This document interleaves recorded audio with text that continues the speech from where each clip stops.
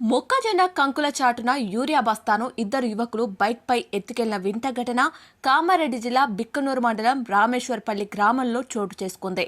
రామేశ్వరపల్లి గ్రామానికి చెందిన తక్కళ్ల గంగారెడ్డికి యూరియా లభించకపోవడంతో తనకు తెలిసిన వారి వద్ద నుంచి ఒక సంచి యూరియా బస్తాను చేబదులుగా తీసుకుని తన మొక్కజొన్న పంటకు చల్లడం కోసం వ్యవసాయ బావి వద్ద వేశాడు.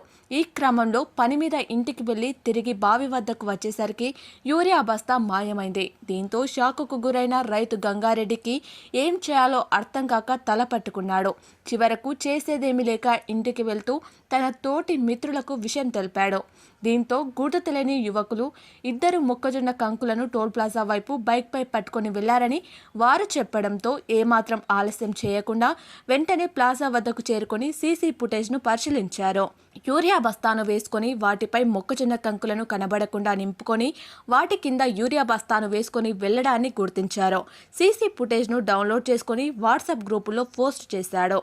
దీంతో ఈ ఇష్యూ తెగ వైరల్ కావడంతో విషయం తెలుసుకున్న యువకులు చోరీ చేసి తీసుకెళ్లిన యూరియా బస్తాను వాపస్ తీసుకొచ్చి రైతుకు అందజేసి క్షమాపణ కోరారు.